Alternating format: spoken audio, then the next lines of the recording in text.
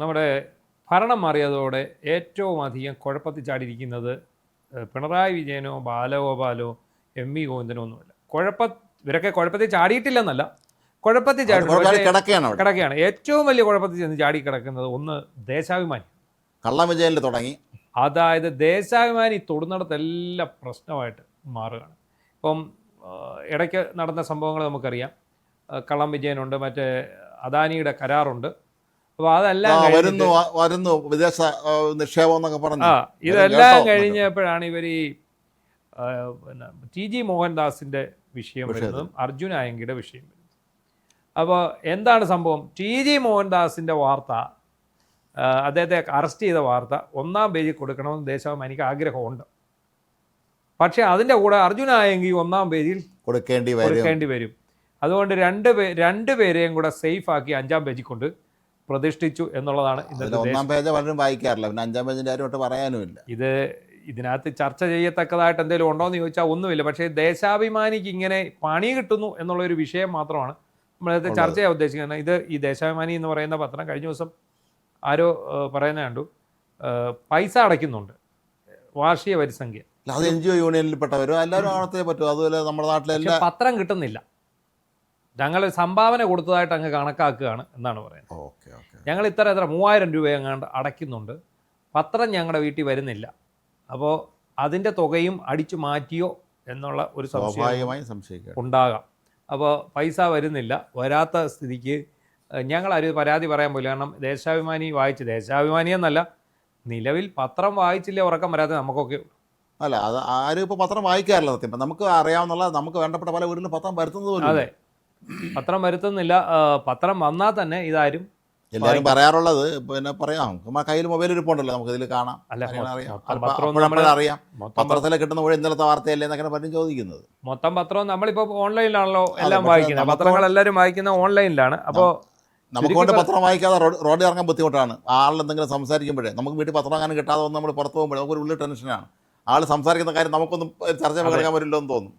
ചുരുക്കി പറഞ്ഞ ഈ ആയങ്കിയുടെ സംഭവത്തിൽ പാർട്ടിയുടെ നിലപാട് ഇതുവരെ വ്യക്തമല്ല. പിണറായി വിജയൻ ഇന്നലെ ആയങ്കിയെ തള്ളിപ്പറയുകയൊക്കെ ചെയ്തു. ആയങ്കി പാർട്ടിയുടെ ആളല്ല, ആയങ്കിയെ എന്തെങ്കിലും ചെയ്തതിന് ഞങ്ങൾക്ക് ഉത്തരവാദിത്തമില്ല എന്നൊക്കെ എല്ലാവരും തള്ളിപ്പറഞ്ഞല്ലോ. എല്ലാവരും തള്ളിപ്പറഞ്ഞു. P Jayarajan, M P Jayarajan എല്ലാവരും തള്ളിപ്പറഞ്ഞു. പക്ഷേ അണികൾക്കിടയിൽ ആയങ്കി ഇപ്പോഴും പാർട്ടിക്കാരനാണ്, അതുപോലെ തന്നെ താരമാണ്.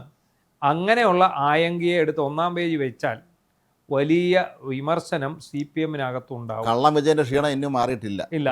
അപ്പോൾ അതുകൊണ്ടാണ് ആയങ്കിയെ വെക്കാൻ. ആയങ്കിയെ വെക്കാതെ മോഹൻദാസിനെയും വെക്കാൻ കഴിയില്ല. കാരണം ആയങ്കി അറസ്റ്റ് ചെയ്തപ്പോൾ സൈബർ സഖാക്കളുടെ ഒരു പട ഇങ്ങനെ ഇറങ്ങി, നിങ്ങൾ എന്തുകൊണ്ട് ഇയാളെ അറസ്റ്റ് ചെയ്യുന്നില്ല, ടി ജി മോഹൻദാസ്. അപ്പം തന്നെ ടി ജി മോഹൻദാസിനെ അറസ്റ്റ് ചെയ്തു. ആരും ചോദിക്കാത്തൊരു ചോദ്യമുണ്ട്, പ്രധാനമന്ത്രി ചീത്ത വിളിച്ചവരാരും എന്തുകൊണ്ട് പിടിക്കുന്നില്ല എന്നവർ ചോദിച്ചതുമില്ല. അതില്ല, അത് ചോദിക്കണമെങ്കിൽ ഇവിടുത്തെ സംഘികൾ ചോദിക്കണം. സംഘികളുടെ ചോദ്യത്തിന് നാട്ടിൽ വിലയില്ല. അവരുടെ വില, അവർക്ക് വിലയില്ല. CPM ചോദിക്കണം, അന്തം കമ്മികൾ ചോദിക്കണം, സൈബർ കമ്മികൾ ചോദിക്കണം. എങ്കിൽ മാത്രമേ ഇതിനൊരു വിലയുണ്ടാവുന്നുള്ളൂ. ഇപ്പോൾ നമുക്കറിയാം, ഭരണം മാറിയതിന് ശേഷം ഒന്നിന് പുറകെ ഒന്നായിട്ട് ദേശാഭിമാനിക്ക് കഷ്ടകാലമാണ്. അങ്ങനെ ഇരിക്കുമ്പോഴാണ് കള്ളൻ വിജയൻ വരുന്നത്. കള്ളൻ വിജയൻ എന്ന് പറയുന്ന അയാളുടെ പേരാണ് കള്ളൻ വിജയൻ, നാടക പ്രവർത്തകനാണ് അദ്ദേഹം. വരുന്നു. അദ്ദേഹത്തെക്കുറിച്ച് ഇവർ പോയിട്ട്, ഒരു മാധ്യമപ്രവർത്തകനായിട്ടുള്ള രാജേഷ് പോയിട്ട് അദ്ദേഹത്തെക്കുറിച്ചൊരു സ്റ്റോറി എടുക്കുന്നു. ആ സ്റ്റോറി എടുത്ത് VS അച്യുതാനന്ദൻ്റെ ഓർമ്മക്കുറിപ്പ് വരുന്ന അതേ ദിവസം തന്നെ അതിൻ്റെ ബാക്ക് പേജിൽ കള്ളൻ വിജയൻ എന്ന തലക്കെട്ടോടുകൂടി പേജ് സ്റ്റോറി അവർ പ്ലേസ് ചെയ്യുന്നു. പ്ലേസ് ചെയ്ത് കഴിയുമ്പോൾ ഈ കള്ളൻ വിജയനിലെ അനൗചിത്യം അത് VS സ്പെഷ്യലാണ്. മറ്റ് ജേർണലിസ്റ്റുകൾ ചൂണ്ടിക്കാണിക്കും. എങ്കിലും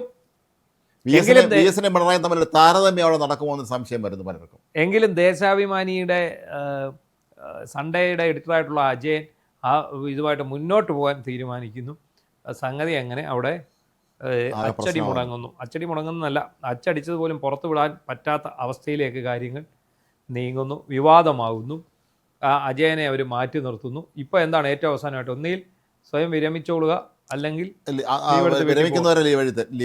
ലീവ് എഴുതി കൊടുക്കുക എന്ന് പറഞ്ഞാൽ അജയനെ അവർ ഏകദേശം പുറത്താക്കലിൻ്റെ ഘട്ടത്തിലേക്ക് വന്ന് നിൽക്കുന്നു. അതിനു മുമ്പ് വന്നതാണ് നമ്മുടെ അദാനി വിഷയം. അദാനി വിഷയം എന്താണെന്ന് വെച്ചാൽ അദാനി സീപോർട്ടിൻ്റെ ഓഹരി TMC അല്ലേ, അതെ അതെ അതെ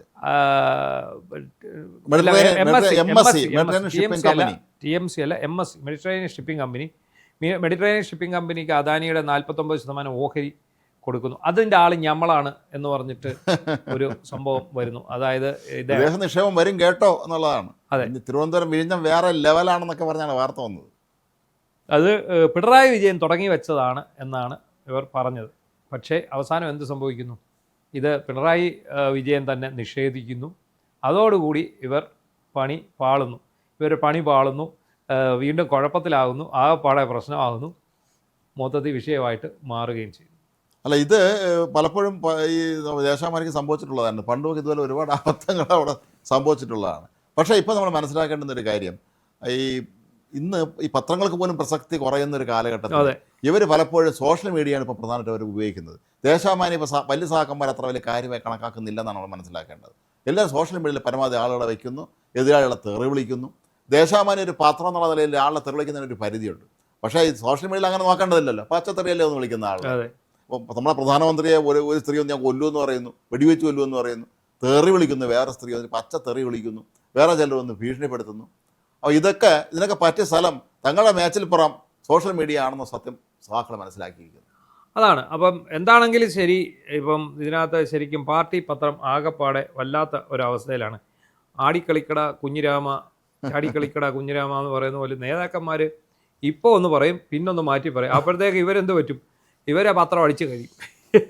പിന്നെ ഇത് പുറത്ത് പോകുക എന്നുള്ളതല്ല, വേറെ മാർഗ്ഗമില്ല.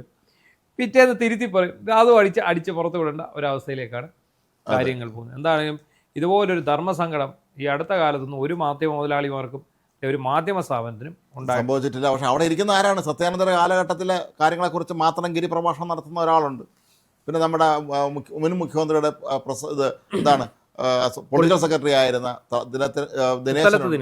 ദിനേശനുണ്ട്. അപ്പോൾ ഇവരെല്ലാവരും അവിടെ സൈദ്ധാന്തികന്മാരുടെ നീണ്ട നിര അവിടെ ഉണ്ട്. പക്ഷേ എന്നിട്ടും ആശയക്കുഴപ്പം അവിടെ നിലനിൽക്കുന്നു എന്നുള്ളതാണ് ഇതിൽ ഏറ്റവും വിചിത്രമായൊരു കാര്യം. എന്തായാലും ധർമ്മസങ്കടം തന്നെയാണ് എന്ന് പറയാതിരിക്കാൻ യാതൊരു നിർവാഹവും.